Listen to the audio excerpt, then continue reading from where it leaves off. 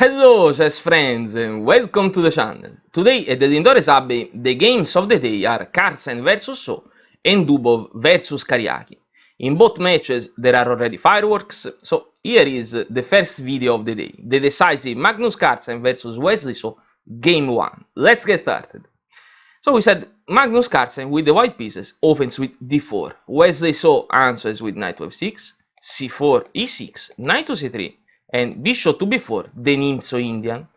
Carlsen goes out of the main lines with knight to f3. Now, a choice that can also suggest that white can open the fianchetto here on the king side. In this position, black has three main answers to this knight to f3, b6 that will steer the game to the queen's Indian, the aggressive c5 or the more positional short castle.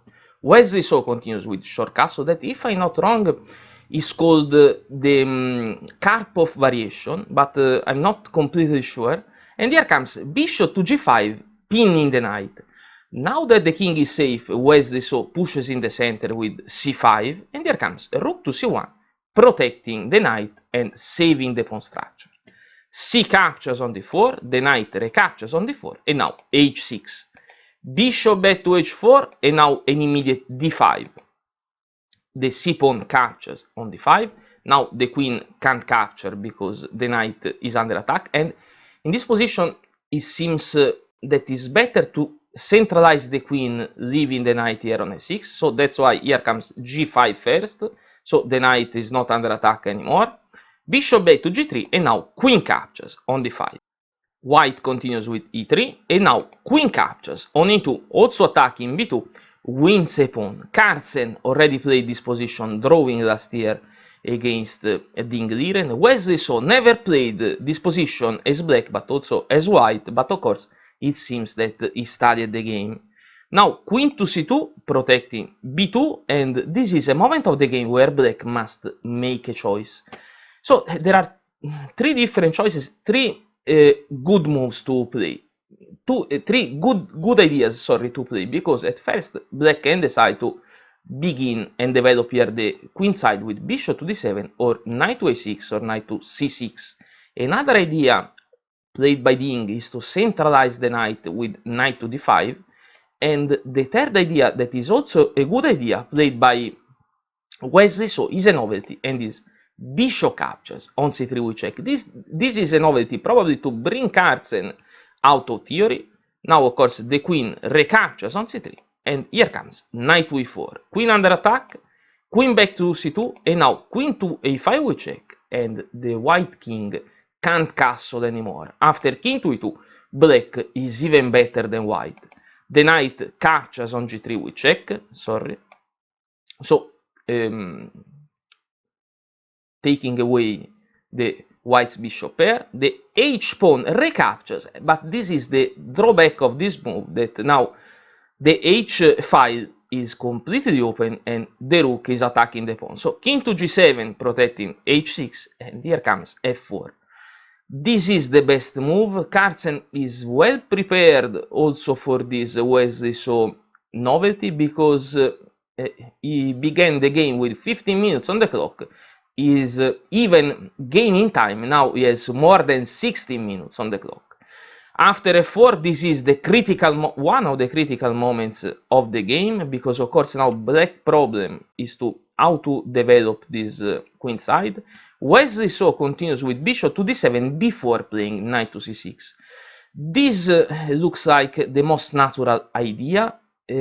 However, Wesley So didn't consider how annoying will be Carlsen's next move, because here comes b4, the pawn is emprise, but this is really a strong deflection, because what happens, because if because this queen is also protecting g5. Now if the queen captures the pawn as Wesley So did in the game, there is f captures on g5, and going back to this position, if you want the queen still protecting g5, and for example you play queen to d8, there is queen to c3 with the x-ray attack against the king with advantage for white. So strong deflection. But let's go back to our game. We said b4, Strong deflection, because also queen back to d8 doesn't solve any problem.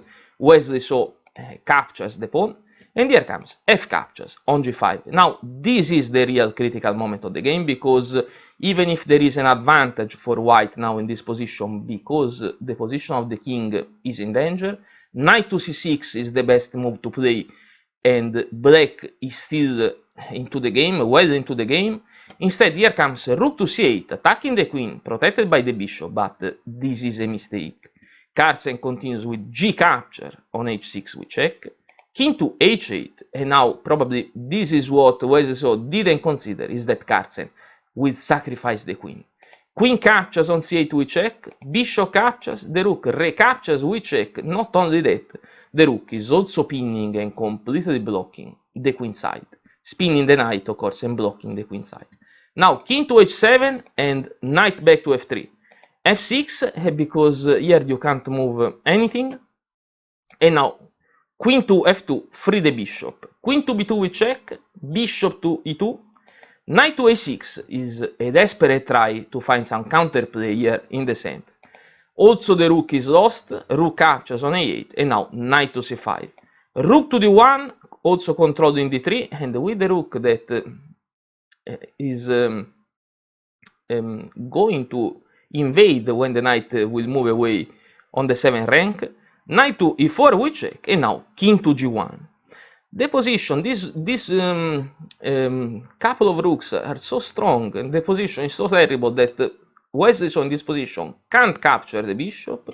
In fact, he continues with f5. Let's go back one move, because if now queen captures on e2, black gets checkmated. There is rook to d7 we check, king captures, also king to g6 is a bit better, but more or less is the same. Now rook to h8 we check, king to g6, knight to h4 we check, king to g5, rook to g7, checkmate. So going back to our game, after Carlsen moves away the king to g1, this bishop is safe, and that's why here comes f5. Bishop to d3, queen to f2 we check, king to h1, and now queen captures on e3. Bishop captures, the f-pawn recaptures, because Wesley So is trying at least to find some counterplay, because he just created the pass pawn, but Carlsen doesn't lose time, and he continues with rook to d7 we check. King to g6, now rook to g8 we check, and in this position Wesley So resigns. Resigns because if you move the king to f6, this h-pawn can simply move forward and promote to queen, and if king captures on h6, there is knight to h4 that is controlled in this important g6 square. Now queen to e1 we check, king to h2, a3, but there is no time because rook to g6 we check, king to h1, and rook to h7, checkmate. So a great game by Carlsen, also with the queen sacrifice. Some new theory for us to study in the Nimzo-Indian. And that's a pity that Wesley So didn't find this queen sacrifice idea and didn't play knight to c6. So also Dubov versus Karjakin was a decisive game, so there is a lot of material for me to analyze. So I go back to work, but please don't forget to subscribe to the channel. For now, thank you very much for watching, and see you later with new videos. Goodbye!